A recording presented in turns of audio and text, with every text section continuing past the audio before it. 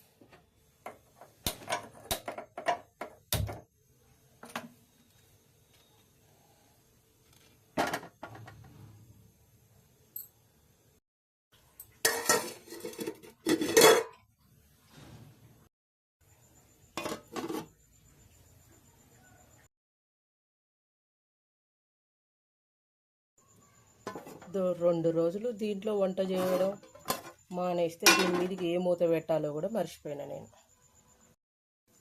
గట్ట ఉంటుంది చూడూరు నా పనితీరు.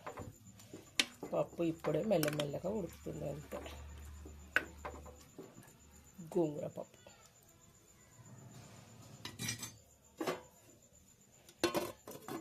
ఇది కూడా అంత చక్కగా పర్ఫెక్ట్గా పడతలేదు. ఇది ఆ కుండ ఆయన తయారు చేసిన ఆయనది అటుగా వంకర టింకర తయారు చేసిండు, అది ప్రాబ్లం.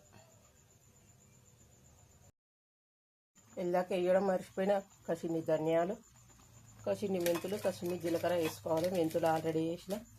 ఈ మధ్య తలకాయ బాగా పని చేయట్లేదు. తలకాయ కూర తింటే తలకాయ బాగా పని చేస్తుందేమో. తలకాయ కూర వండి అప్లోడ్ చేస్తే ఇష్టమైన వాళ్ళు చూడండి.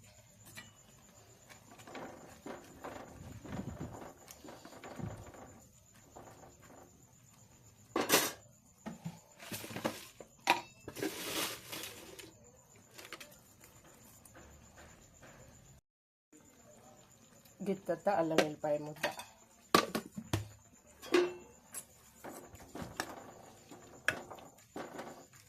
స్టవ్ ఊపుకునే ఆరిపోతుంది. ఈ చలికి దయ్యాలు భూతాలు చలి బయట పెడుతుందని వచ్చి ఇళ్ళ దాచుకుంటే ఏమో కానీ ఇట్లా ముట్టిస్తే అట్లా ఆరిపోతుంది. అవి కూడా బయట చలికి ఉండలేక వచ్చి ఇళ్ళ దాచుకుంటే అర్థం కావట్లే. పప్పు మొత్తం ఉడికింది, దగ్గరికి అయింది. మొత్తం అలా వాటర్ లేకుండా డీహైడ్రేషన్ అయిపోయింది. రుబ్బుకుంటే సరిపోయింది. ఎల్లాక నుంచి పప్పు గుత్తి దోలాడుతున్నా దొరకట్లేదు. ఏ పంది కొక్కులు వేసుకోపోయినాయో, ఏ ఎలకలు వేసుకోపోయినాయో, అవి కూడా పప్పు రుబ్బుకుంటాయో ఏమో. అడిగితే మనమే ఇస్తాం కదా. పప్పు రుబ్బినాక అయిపోయినాక బయట వేస్తాయో. దోలాడి ఇసుకొస్తుంది. రోకలు పడ్డతో రుబ్బుదాం.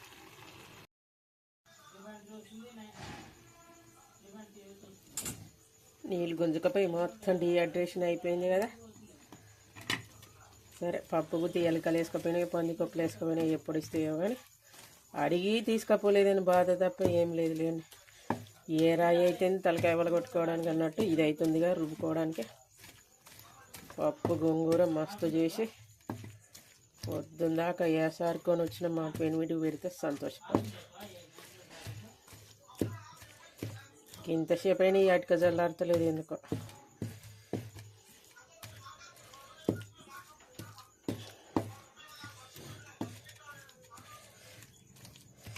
గోంగూరతోటి ఈరోజు పువ్వు పప్పు చేసుకుంటున్నా. పువ్వు పప్పు అంటే ఉడకనట్టుగా ఉంటుంది కదండి, అట్లా మరీ మెత్తగా కాకుండా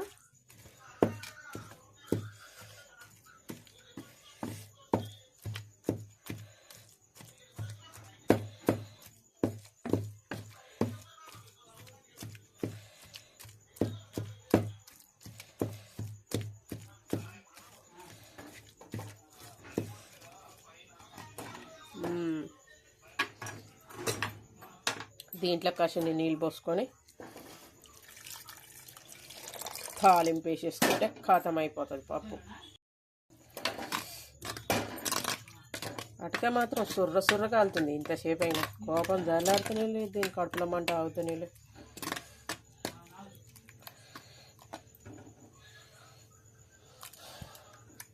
తాలింపు వేసుకొని జర్ర కుట్టుకుట్టని ఉడకబెట్టుకుంటే సరిపోతుంది. ఇంకా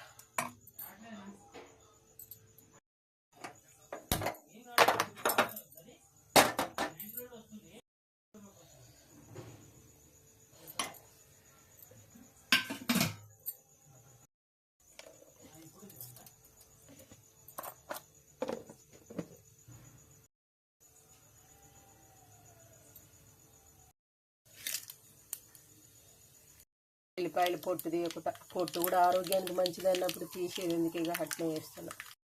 ఇంగువ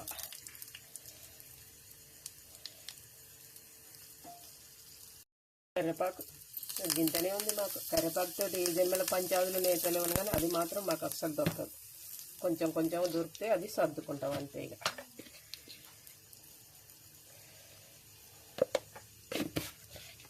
గంతనే ఇక పప్పుల గుమ్మరించుకుంటే పప్పు రెడీ అయిపోతుంది. వేడి వేడి అన్నం ఇంత పప్పు ఇంత నెయ్యి వేసుకొని తింటే ఖాతం అయిపోతుంది. ఖాతం ఇక ఇళ్ళ కాసింత నూనె ఉంటుందిగా, దీన్ని కూడా ఎందుకు వేస్ట్ చేయాలి.